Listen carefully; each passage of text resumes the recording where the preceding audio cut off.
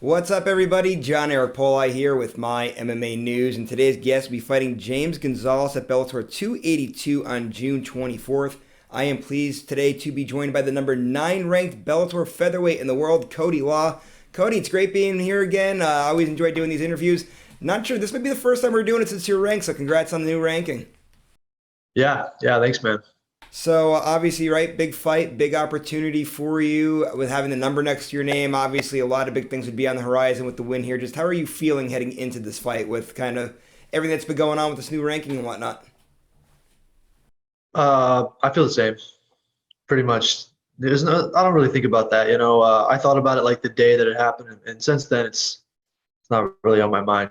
It's just a number. The only one that matters is the champion, right? So, same thing as always.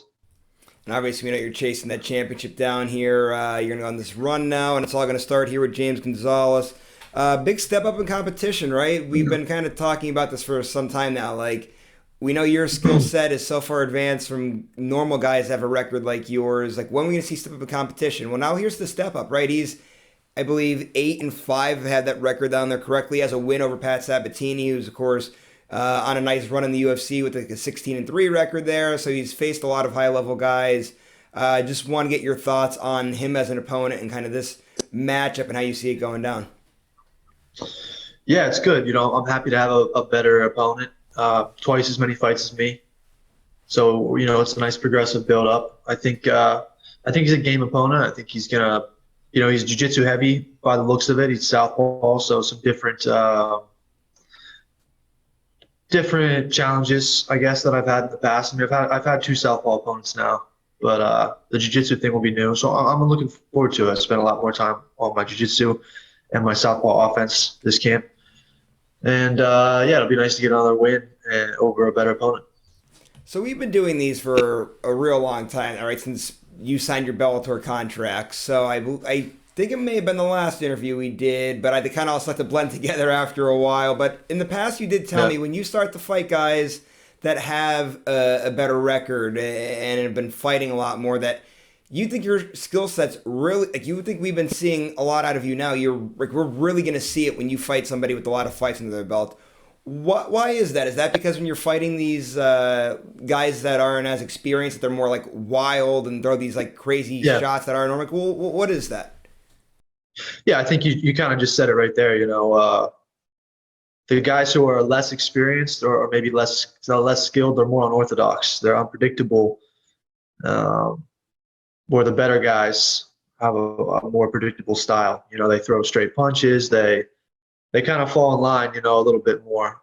And I just seem to do better with those kind of guys. It was the same way in wrestling too. Like the unorthodox, kind of wily, wild guys were a little harder to handle in the beginning of the match. Where the better guys, you're on an expected dance routine. So I think this guy will kind of be a step in that direction. Probably make me look a lot better than I've looked in the past. And I'm excited for that. I'm excited to be able to get further into what I can do, show my counter offense, show my head movement, my defense, the layers that I've been building over the last 2 years at American Top Team.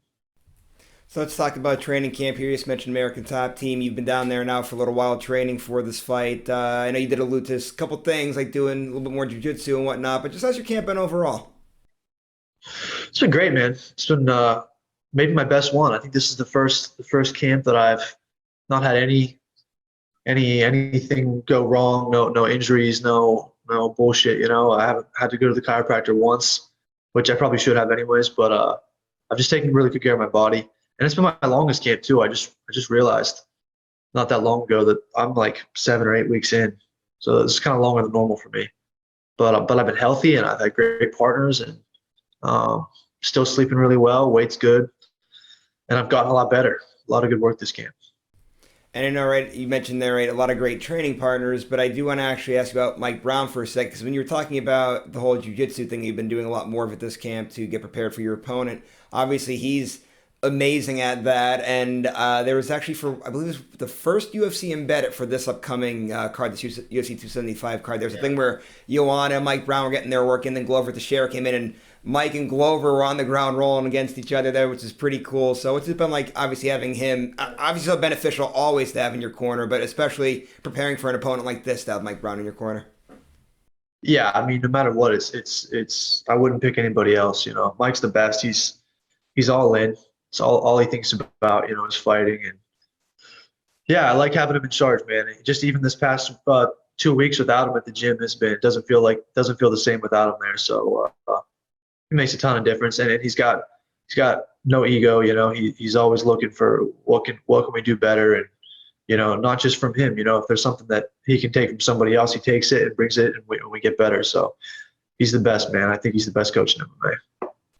Yeah, and he's won many awards for being a fantastic coach too there. And one other thing I want to ask you before we start kind of getting a little bit outside the cage stuff here. Photo the other day on your Instagram, right? You and Dustin Poirier getting some work in there. Just obviously, we've talked about him in the past. He's been such a great training partner for you. You get a lot of great work in with him. What were you guys working on there? How's he been helping you out for this camp? He's been my sparring partner for the whole camp, basically. Um, you know, he's kind of the perfect sparring partner. He's a lot bigger than me right now, and what better southpaw that I could go with? And he's got great jujitsu. So I've been kind of sparring with Dustin for the last I don't know how many weeks, and then I've also been going with some really great jiu-jitsu guys for my specific training. You know, just working on sub defense and transitions.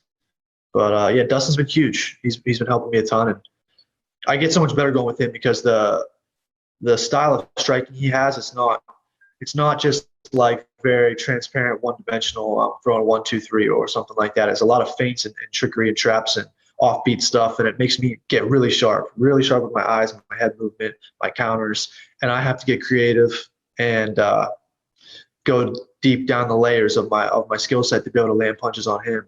Because you're not going to hit him with just like a naked 1-2. You know, you got to really set stuff up. So he's helped me a ton, man. I'm very lucky. Yeah, so whenever Dustin fights, I've always noticed this. Like, he's never throwing, obviously, he does throw a lot of the straight punches, but there's a lot of, he starts coming from these different, especially when he has somebody hurt, too. It's every which angle, but normal. So when you're getting those types of looks in the gym, like, how difficult is it when he's throwing those types of punches at you to try to defend and kind of get your body moving into the right positions and whatnot? I'm sure your head movement has to probably increase so much by getting working with him. Yeah, dude. I think one of my best things is my defense, like my head movement, my eyes, my defense, and just even these last few weeks sparring with Dustin, I think my defense has gotten better. Just because of what he brings to the table, I have to get better. I don't want to get hit by him. You know, he's big, he's a hard puncher, so I have to really be on my A game. You know, he does. He throws some weird stuff. I remember when I first came to American Top Team before I was a pro. I kind of play sparred with Dustin one day when I first came down, and I remember feeling stupid. Like he was just doing whatever he wanted to me, and I was like, dude, this is not good, man. This guy's way better than I expected. So it's been fun to kind of progress over the last 2 years and keep going with them and get better. Yeah, I bet. And now I do want to go kind of some outside the cage type stuff here, talking about a few other things. First one we're going to start with, still American Top Team related, not necessarily down in Florida though. Your college teammate Bo Nickel, right, just made his pro MMA debut with George Masvidal's promotion. Big first round knockout. I'm sure you watched it. Just your thoughts on his performance. Yeah, I mean, flawless victory, right? I don't think anything landed on him and knocked the guy out cold. It was everywhere on YouTube. It's on ESPN. It's that's I think a sign of what's to come for Bo. Everybody knows. I don't really have to say too much what his potential looks like. I'm happy for him though, man. He's gonna do great. Yeah, 100%. And I'm hoping to get down to American Top Team Happy Valley and do some interviews with him here coming up. I know you were just recently there for the first time. Just want to get your thoughts on the impression of the gym. I know it's been up for about a year or so now, right? Pretty close to a year. Those guys been getting working down there. So your thoughts on it? Dude, it was really nice. I mean, it's as nice a gym as you're gonna go in. Um, I was back there in April. It was a really cool time for me too because Mike Brown was in. I think Mike came for like the weekend or something, and I was able to have all of my old coaches come from Pittsburgh. I had Isaac, Matt, and Philip come, so it was cool to have like all my original coaches in the same room as Mike, and we all just kind of had like a 2-hour like free for all kind of practice. They got to watch Mike kind of run us through some stuff, and then we all just kind of branched out and worked with each other, and it was a really special kind of moment for me. But it was a great time at the gym. I bet. And now let's go back to the Florida American Top Team where you're at right now to talk about a couple of things here. First of which, we'll start with your teammate Johnny Eblen. He'll be fighting on the card with you, main event spot against Geguru Mousasi. Just your thoughts on that matchup. I'm sure you see Johnny in the gym every day. Just kind of how's he been looking as he prepares for that? Yeah, he looks great, man. He's putting in a crazy amount of work. I think the dude's sparring like every other day. He's doing like 6 rounds every other day. And he's sparring with the best guys too. He looks really good, man. Johnny's a complete fighter. He can strike, wrestle. He doesn't get tired. That right there in itself is a pretty scary opponent. A guy who can hold his own on the feet, who can wrestle his butt off, and who doesn't get tired. I mean, hard to beat. I think Johnny's he's gonna surprise a lot of people. Yeah, I'm buzzing for that fight. I can't wait to see it, and I'm hoping I sent Johnny a text there. I know you can get back to me. I know there's a lot going on, but hopefully after the fight I'll be able to connect with him and hopefully talk about a championship victory. He's always been a great interview. He's a hard worker, so really happy for him in this opportunity here. I do want to ask you now about what just happened. At the time of recording this, it just happened last night. It's kind of very fresh in everybody's minds. Ioane and Jacek retired. I've gotten to know her pretty well now from doing interviews with her. You've obviously gotten to experience what it's been like to be around her down in the gym, especially for the last few months too that she's been down there working. Just your thoughts on what she's done for the sport as a whole and what it's been like getting to know her as a person as well. Yeah, man, it was sad to watch. Obviously we wanted to see her win and go win the belt again. I think she had a real good chance of doing it, but the sport is unforgiving, and she's done everything right. She's obviously like clear-cut Hall of Famer, one of the best female fighters ever. So, I'm happy for her that she gets to move on and do her thing, but yeah, I mean, she's in the gym. She trains hard. She's pretty inspiring. I'm proud to be a teammate of hers and, wish nothing but the best for her. Yeah, you summed that up perfectly there. She is one of the best to ever do it, one of the best female fighters ever, clear-cut Hall of Famer, and she's going to do great things in the business world there, that's for sure. And now I want to actually ask you a shopping question to wrap things up here. So I saw you did some shopping recently at Burberry. I have yet to get anything from Burberry. What was your Burberry experience like? Dude, so I always wrote them off. Not that I'm out buying like luxury clothes every day or anything, but I've always wanted to. I like that kind of stuff, so I always go into stuff. There's a Burberry in the Ross Park Mall in Pittsburgh, and I was in Pittsburgh in April maybe. I always walked by. I always thought it was just like a bag store because it's just like you look in and it looks like it's one room and it's bags. So I've never gone in, and I was with my girlfriend and her brother, and we decided to walk in. I don't know why. And it's like four or five layers, 4 or 5 different rooms. It goes back further and further and further. And by the time I was halfway through, I was like, I think this is my new favorite store. And the lady who helped us was really cool, and I found a sweater I really liked, and it's my favorite store now. I think I want to keep getting stuff from there for the future. I absolutely love their stuff. Like, I've seen it online. I did go into a store one time in Vegas, but I never bought anything from there. And the price kind of scares me a little bit sometimes. Is it totally worth the price to buy their stuff? Dude, my sweater was, I really liked what I got. It fits perfect. It's super comfy, and I want to get more from them for sure in the future. Yeah, one thing I definitely want to get is like one of their ties. Like if they have like their print ties, I feel like that would be a sick thing to have. Did you look through their ties? They have nice stuff in there for that. I didn't look at their ties. The tie that I really like is the Louis V, that damier, the checked pattern. I really like those ties a lot. I have one in baby blue, and it's like my favorite tie. Yeah, I like the texture, the way it feels, and the way it looks, dude. I love it. Louis Vuitton, you said? Yeah. I'm writing it down right now because I will go and start doing some shopping online for Louis Vuitton. Now, I'm sure it's probably a little pricey, but I'll definitely save up for it. Definitely probably be worth it there. Any other shopping sprees you got coming up that we should know about besides for your next Burberry experience?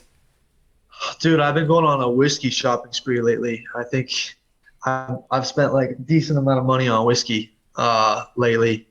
I have like whiskey back home in Pennsylvania that I drink after my fight, but out here, I had a few nice bottles, and then I don't know why I got on a kick and I started buying a bunch of bottles because I can actually make it last. I can build the collection because I'm not drinking. You know what I mean? Best time to build a whiskey collection is in fight camp. So I've just been buying, like I go to the liquor store like every other day and I find a bottle that it's hard to find and I'm like, I have to buy it. I buy it, take it. I've got like a good bit of bottles right now saved up and they're all full. So it looks nice. Now, do you But do that's my new, obviously when you're not in camp, you smoke a cigar and have a little whiskey, sit around a yeah, fire or something like that? Is that normally the vibe? yeah. That's my favorite thing. Like the next day after the fight, go to the city in Pittsburgh, get a hotel room, go out to dinner, drink whiskey, and maybe smoke a cigar. I love that, man.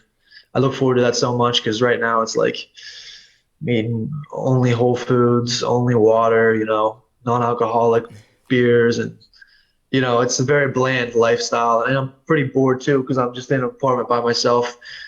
Go to the gym, come back, sit around all day, go to the gym again, you know.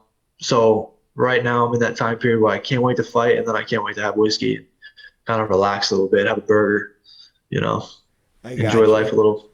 Well, definitely when hockey season rolls around, I'm hoping to make it. I have a cousin, the Seattle Kraken. I know we were talking about this off air when they play in Pittsburgh. I definitely want to come down to a game. Hopefully, you won't be in camp. Maybe we could get together. I'm not a big whiskey person, but cigars. Do like cigars. Do you have a cigar recommendation? I normally like to smoke Romeo and Juliet's, or I do an Acid maybe. Yeah, I just did like a commercial for a brand called Gurkha, Okay. and they gave me a few cigars. Obviously, I hadn't smoked them, but in the commercial, I had to like take a puff of it, and it was pretty good. I've given them out to a few of my friends, and they all like them. Awesome. What's my favorite one? I don't know what my favorite. I had a Cohiba Cuban someone gave me one time. That was maybe the Ooh. best one I've ever had. All right, all right. Well, yeah, we'll definitely get together then, smoke a cigar. Anyway, man, good luck with this upcoming fight here. I'm sure we'll be talking again in a few days about your victory here. But for now, just to wrap things up, go ahead. You can plug your social media. Anybody you got to give shout outs to? Floor is yours. Take it away. Yeah, yeah. Follow me on Instagram, Cody Law MMA, and check out my sponsors, Axe and Sledge, supplement company, Angry Duck sauce company, Trouble Whiskey, and now they're venturing off into gin and vodka. So get some of that, and also Simpson Labs. These guys manufacture supplements for Axe and Sledge. Yeah, thanks for having me on, man.